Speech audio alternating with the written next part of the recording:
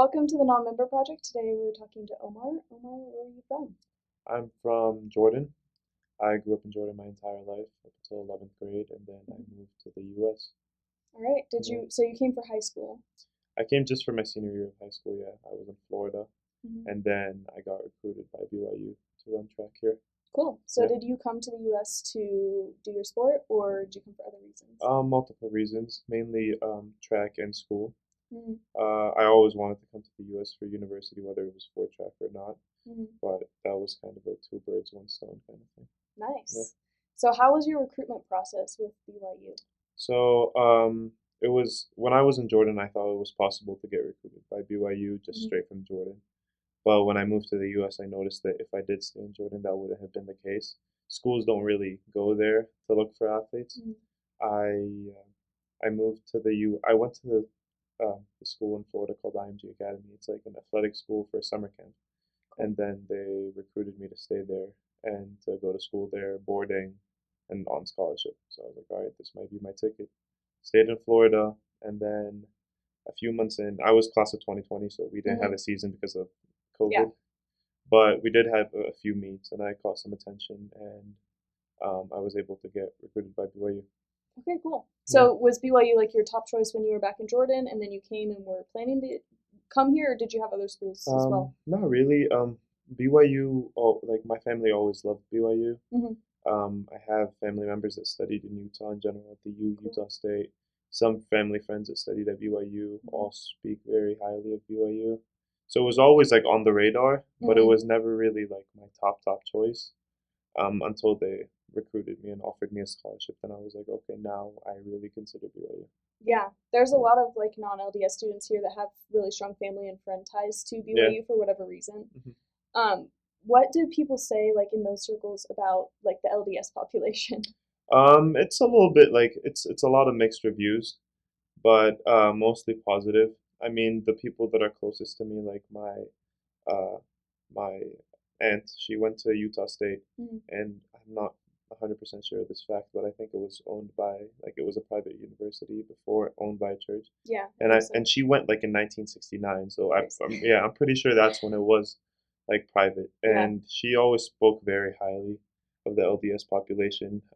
She said how nice they were, how polite they were, how helpful they were, Hmm. all that stuff. But when I spoke to people from my generation, I Hmm. also got like reviews of like just sticking to people that I relate to more, which would be people not LDS. Yeah. Um, and I kind of took both reviews into mind when I came to BYU. I was like, I'm just gonna make my own decision, and I'm gonna see how I feel about everything, and then I'm old enough to make my own decisions. So Yeah. I came here and I met the people that I really love and like connecting with. Hmm. Some of them members, some of them not members. Most of them from my team, and Hmm. yeah, those are people I stuck to, and I'm still stuck to them now. I'm probably going to be very close friends with them even after university. Yeah, I agree. Yeah, So, what has been your experience like moving from Florida to Utah? What are the differences that you yeah, noticed? yeah.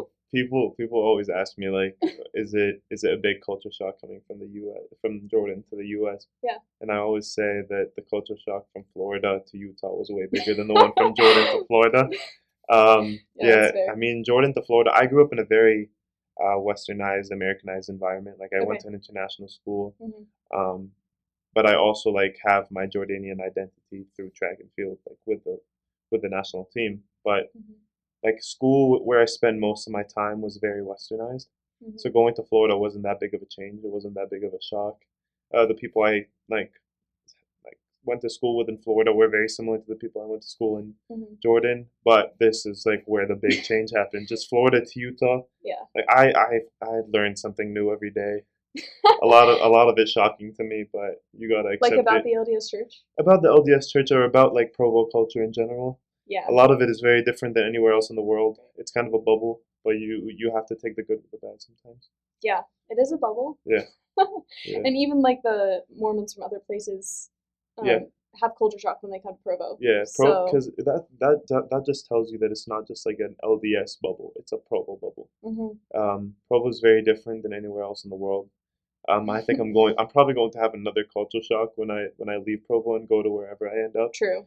it's like because I got kind of used to seeing what I see here and hearing what I hear. So when I go somewhere else, it's still going to be new to me. Yeah. When you go like visit your family and stuff, do you ever say things that are kind of like LDS?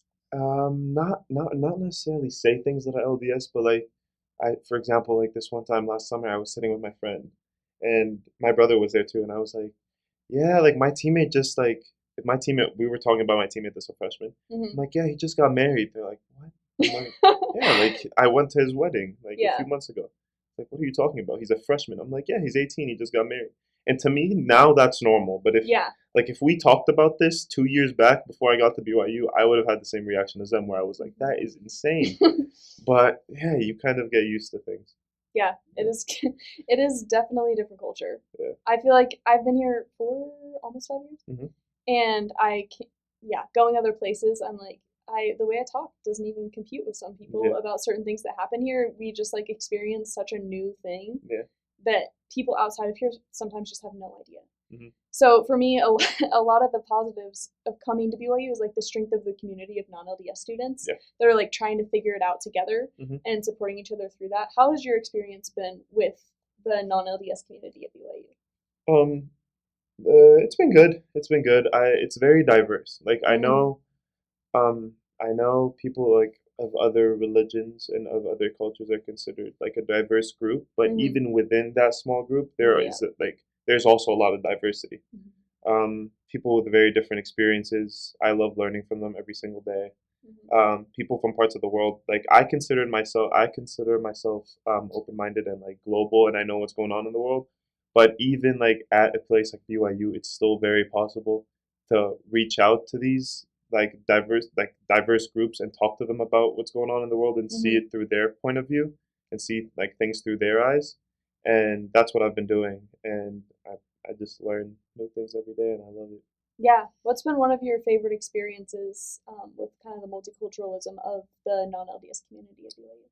Um, I'd say just working with the Office of Belonging in general, just that environment. I fought like tooth and nail to get to talk to Fui, and it paid off. Like I love that job. I love working on Fui's team. I love that team in general. Just it's a family. It is. And when you have a bunch of people, like when you look at just culture and not just religion, when you have like a bunch of people that come from different backgrounds, even if they're Mm-hmm. like members of the church, if you just look past that, you also learn new things every day, and you love hanging out with them, and you love hearing from them, and it's just an environment that's really nice to be in, really. Yeah, I agree. One of my favorite things from like this past semester, we had I helped run a worship night with like evangelical students on campus, and Omar was there. Yeah, I was front row. Yeah, and you're Muslim, right? Yeah. So that's obviously not part of your religion at all. No. But like the support from you and a lot of our LDS students and students of other faiths was super cool. And then like a week later, we had the Ramadan iftar, Yeah.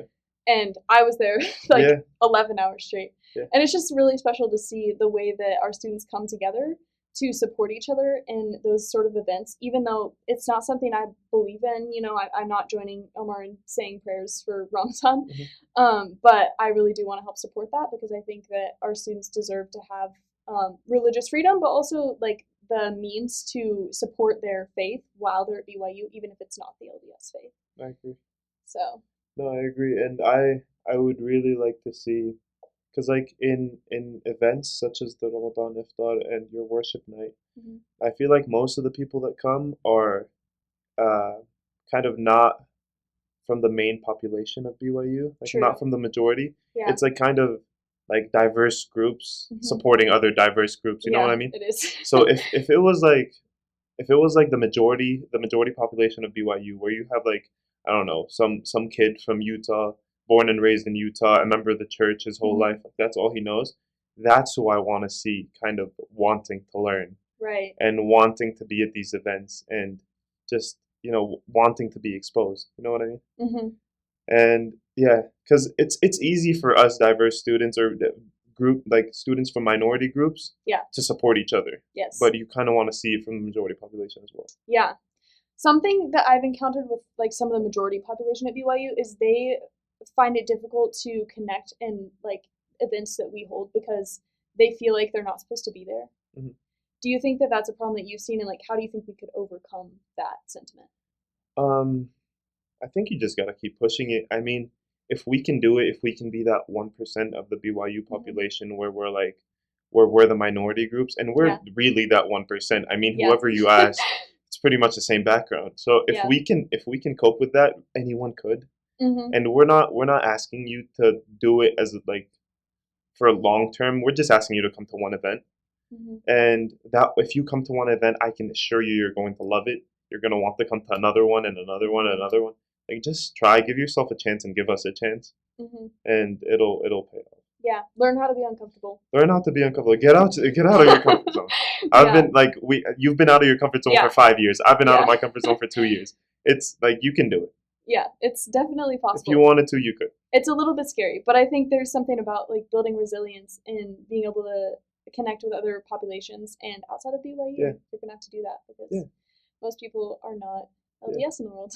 And I mean, you're gonna have to learn how to do it, and you're gonna have to learn how to cope with it because there's a big chance that like a lot of people here are not going to end up in Utah after college. Mm-hmm. Like you don't know where your job might take you. You don't want to have to face that reality of being outside the Provo bubble later on in your life after BYU. Right. Just learn how to do it now. Yeah. Because not everywhere is like Provo. You're not always going to be in this comfort zone. You're like probably, I want to say 100%, but not 100%. I want to say 95%. You're going to end up outside your kind of comfort zone. Learn how to cope with it.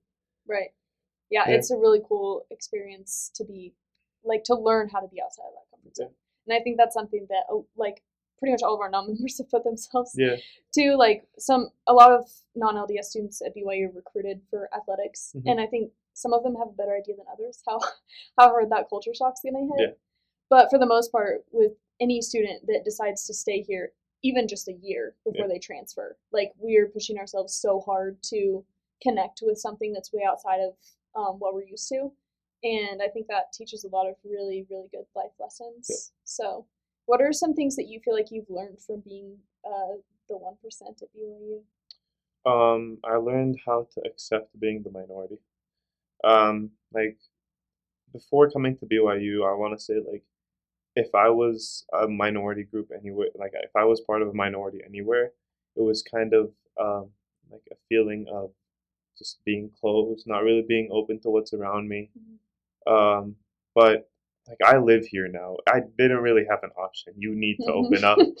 Like you have to open up. You have to learn how to communicate with people that you're not like, and that's something that I was forced to learn early here, especially like being on the track team. Like my entire team is the same demographic. Yeah. Like all of them. Maybe just like 2 or 3, and I love them. They're my brothers. Yeah. But it did take some time for me to kind of create that relationship with all of them.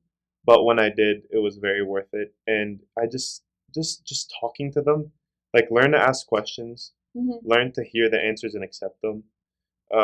Just learn to be open-minded, and that's pretty much the biggest takeaway from me being here. Yeah, I think in a lot of like society right now in the America, but I'm sure wider as well, we have kind of an issue with minority groups just wanting to like stay within themselves and like be upset with everyone else. Yeah. And I feel like that's something that you have to learn to overcome if you're going to thrive at BYU. And so that's something a lot of our non-LDS students, I think, are going to bring to the greater world when they leave BYU is like this ability to say, it's okay. Like I am a minority and that's not everyone else's fault, first of all. Like we can't help that our campus is like 99% LDS. I want to see it goes into the tens, like 99 point something. And they're like everyone's white. So and obviously I'm part of the white majority, but I'm not part of the religious majority. And I think it's definitely an interesting experience to be able to say, despite what the outside world says about like being a minority and like wanting to like dislike that experience, I feel like we've kind of learned to like live in it, like just be okay with this is who I am, but also that I can still connect with other people. Embrace your uniqueness, but also go learn from the majority as well. And they're unique as well, which we forget, because I think even among the LDS population in Utah, you have a lot of people that are like, well, I'm not from Utah, so I'm not like these people.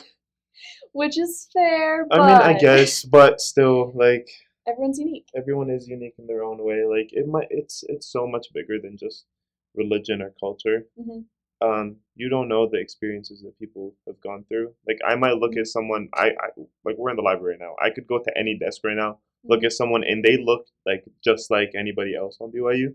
But if I really sat down to talk to them and listen to what they talk about and learn from them, you begin to realize how unique they are and Yeah. the experiences they've gone through and where they grew up and all that stuff. It's different from person to person. It's nice Hmm. to hear. Yeah. And sometimes you find that like the people you connect with the most, once you start looking at people as individuals, Yeah. the people you connect with the most could be LDS Yeah. and white. Yeah. Shocker. But since everyone's so unique, that's possible. Yeah, I But mean, when I first moved into the apartment complex I live in right now, mhm, I was assigned this random roommate, mhm. and I was like, oh my gosh, like we were three friends, all non-members, Yeah. all not from Utah. Like it was me and two other guys on the football team, right? Hmm. And we didn't have a fourth, and we needed a fourth in the apartment, so we got this one guy assigned to us, and I was like, this is gonna suck. Like this is gonna be horrible. We don't know who this guy is. It's a complete random. It could be anybody. And then we just got this like this white guy from Oklahoma. He's a member. I'm like, all right. And then I got to talking to him. I Yeah. got to listening to him. And I just learned so much from him. And now he's arguably my closest friend in Utah. Yeah. And he's like a brother to me. And yeah, so you really never know. Yeah.